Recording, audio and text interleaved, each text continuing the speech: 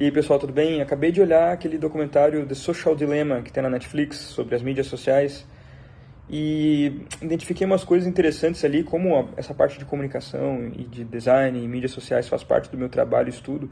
Achei que seria importante trazer umas coisas para vocês aqui. Eu vi que o documentário tem alguns problemas, então eu vou listar aqui algumas coisas para expor para vocês que eu estou pensando. Então segue o roteiro aí. Então tá aqui o roteiro, né? Quem é a Netflix? O problema da forma. Quem são os verdadeiros inimigos? Um problema insolúvel e virtude versus tirania. A gente vai abordar uma série de temas aí ao longo de cada um dos pontos, tá? Então vamos pro primeiro. Então vamos lá, o primeiro problema é o seguinte. A Netflix é uma empresa de tecnologia. Então o documentário inteiro fala sobre o problema da armazenagem de dados e uso de dados por empresas de tecnologia. Bom, a Netflix é conhecida por fazer isso e por ter inovado nessa área. Então eles têm o registro ali de toda a utilização dos seus usuários, o que eles gostam, o que eles não gostam, eles produzem conteúdo baseado nisso. Então provavelmente esse documentário é fruto disso, viu? Esse documentário provavelmente é fruto do interesse nesse assunto e a forma como ele foi feito, você consegue notar que foi baseada em análise de dados, certamente. Você vê por seguinte motivo, tem 3 filmes dentro do filme. Então você tem primeiro a análise científica dos entrevistados, você tem, segundo, um documentário com footage, né, com imagem de arquivo, que é um segundo documentário, e você tem um terceiro que é um filme de ficção junto. Então o filme de ficção você vê bem, parece Black Mirror, Stranger Things, né, tem o mesmo tipo de fotografia, né. Outro detalhe que você vê no filme é o seguinte, o filme tem trilha sonora o tempo inteiro. E na parte de ficção ali do filme, eles usam muito white noise. Você vê que tem sempre um barulho no fundo, né? Isso é um recurso para prender a sua atenção. Então você está sempre atento ao filme, você não desliga o negócio, você fica ouvindo. Então o filme tem recursos para captar mais usuários para ver o filme e gente para te manter atenta a ele. Então o próprio filme cai no problema que ele está tentando denunciar, né? Não sei se eles querem fazer uma denúncia realmente do problema. E outro ponto é o seguinte, né? Eles apontam como inimigo as mídias sociais. A Netflix não é uma mídia social, a Netflix é uma empresa de comunicação, né, e de mídia. Mas a grande concorrência da Netflix não é a HBO, não é a Disney, não é a Apple TV. A grande concorrência da Netflix é o Instagram, o Facebook, né? Então, quando eles apontam como o grande problema sendo as mídias sociais, aqui você já nota também um certo comprometimento, né? Quer dizer, o problema não é a Netflix, eles não são um problema, né? O problema são os... Então isso já nos leva para o segundo problema, que é o filme com certeza tem um bias, né? Tem uma posição, e é por isso que o filme erra como forma artística. Porque um documentário nunca pode propor uma solução. Um filme nunca pode propor uma solução social e política. E o documentário faz isso, né? Ele propõe no final... por exemplo, a regulamentação dos meios das mídias sociais, né?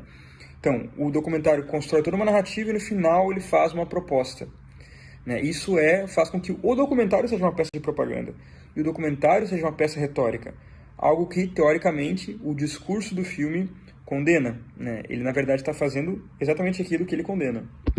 E aqui eu levanto também o questionamento que é o seguinte: o filme propondo a regulamentação das mídias sociais não estaria beneficiando a Netflix por ter concorrentes sendo regulamentados e eles não? E aí nós entramos no terceiro ponto. Quem são de fato os inimigos, né? Então já deu para ver que o documentário também tem uma inclinação ideológica, né? Também tem os seus próprios propósitos, né? Então tem alguns momentos interessantes do documentário que você vê que eles mostram, por exemplo, os propagadores de fake news, quando eles colocam ali, são sempre usuários individuais.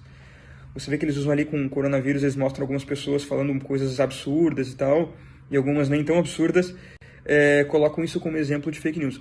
Os exemplos de fake news nunca são a grande mídia, nunca são os órgãos do governo, por exemplo, né? São sempre usuários individuais isolados. Sendo que esse eu acho que é o grande mérito das mídias sociais, trazer voz para os indivíduos, né? E eles não falam disso, eles colocam como as grandes corporações como paladinas da neutralidade, né? Então você nota que os entrevistados também têm a própria posição deles, quando entra ali rapidamente no assunto do aquecimento global, né? Então é óbvio que, sendo algo científico, isso aí está aberto para discussão. E eles colocam como um fato concreto, né, que já está cientificamente absolutamente comprovado, não há espaço para discussão. E tratam isso como um senso comum que deve ser respeitado, né? E aí a gente vai entrar no quarto ponto, que é bem problemático. O documentário ele tenta trazer solução para um problema que é insolúvel, que é o seguinte: a mentira sempre se propaga mais do que a verdade. Sempre. Porque a mentira não tem necessidade de ser provada, e a verdade tem. E isso dá mais trabalho e demora mais. Então, isso na verdade é uma coisa que remonta à antiguidade clássica. Por exemplo, qual que é o drama central da filosofia e do pensamento ocidental? O combate de Sócrates aos sofistas, né? Então, os sofistas tinham argumentos retóricos e Sócrates estava tentando buscar a verdade. E ele fazia isso mediante o confrontamento de hipóteses. Então, isso é um erro do documentário. O documentário acredita, eles deixam entender que existe um senso comum que tem que ser respeitado e nunca questionado. E a verdade tem que ser esse senso comum. Então, esse é um problema estrutural da realidade. Então, por exemplo, dentro do catolicismo, nós temos, na escolástica, na filosofia medieval, as famosas sumas, né? A Suma Teológica, por exemplo, de São Tomás de Aquino. Aquilo ali, eu acho que é a maneira mais perfeita que o ser humano conseguiu chegar de confrontamento de hipóteses, né, para se chegar numa verdade. Então, numa suma teológica, numa discussão escolástica, numa discussão na filosofia medieval, se organizava essas confrontações, né, para se conseguir chegar realmente na verdade. Havia um processo para se chegar nisso, mas esse processo se dava mediante o debate. Então, até o documentário, acho que às vezes tenta deixar isso a entender quando eles falam as pessoas precisam dialogar mais, né, elas precisam voltar a conversar e tal. Claro, eu concordo com isso, mas o problema é que eles entendem que esse diálogo tem que ser feito com base num senso comum. Mas esse diálogo ele não é assim, esse diálogo é um diálogo de confrontamento. Então, essa polarização que a gente vê, polarização política, ela é fruto disso. Quer dizer, agora está tendo realmente um processo democrático, onde as pessoas estão realmente se confrontando, né? Se lamenta quando há um radicalismo e pessoas sofrem com isso e tal, é óbvio, não pode acontecer. Mas o processo democrático, em certa medida, é assim. Em certa medida, é um constante debate, um constante combate. Então, nós chegamos no quinto problema, que é virtude versus tirania. Então, assim, do ponto de vista individual, só existe uma solução para o problema. O que o documentário mostra claramente é que os logaritmos, eles encontraram uma falha no sistema, uma falha no ser humano, que na verdade existe desde a constituição da humanidade, né, que é uma tendência para o vício. Isso no cristianismo a gente entende como o pecado original.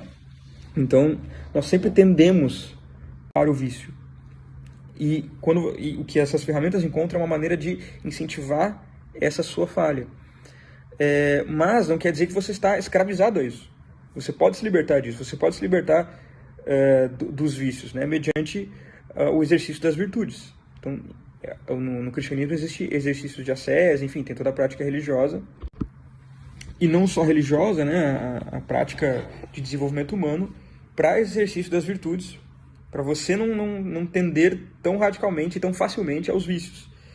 Então, a nível individual, a única solução para isso é adquirindo virtude, é se tornando uma pessoa melhor. Então, somente a virtude individual é capaz de resolver o problema. E isso é muito problemático, isso acarreta em coisas muito grandes, porque se não houver virtude individual para o uso das redes sociais e dos celulares e tal, vai ser necessário criar realmente algum mecanismo de controle. Só que o mecanismo de controle, por definição, vai ter mais poder e mais força do que as mídias sociais e do que a sua tecnologia. Então, no final das contas, a gente chega naquela frase de Bertrand de Juvenal, que é: aconteça o que acontecer, o poder do Estado sempre aumenta.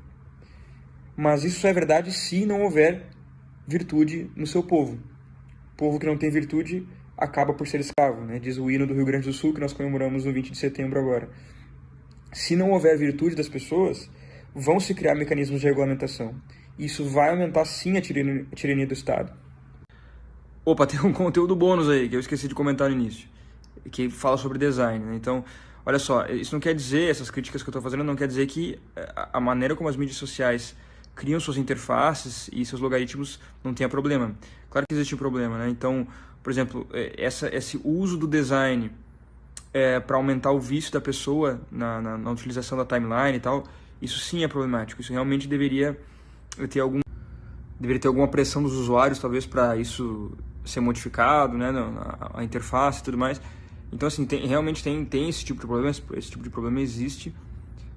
Tem uma coisa que eu tinha lido quando foi criado esse modelinho de timeline que você puxa para baixo e sobe, que foi criado com inspiração num caça-níquel, que é algo extremamente vicioso, né? Um caça-níquel você gira e você puxa a alavanca, gira o negócio e você recebe um estímulo. Então, realmente, essa parte é algo que é um problema e deveria haver realmente uma organização das pessoas para resolver isso. Então, assim, não é que as mídias sociais são imaculadas, não é isso, né?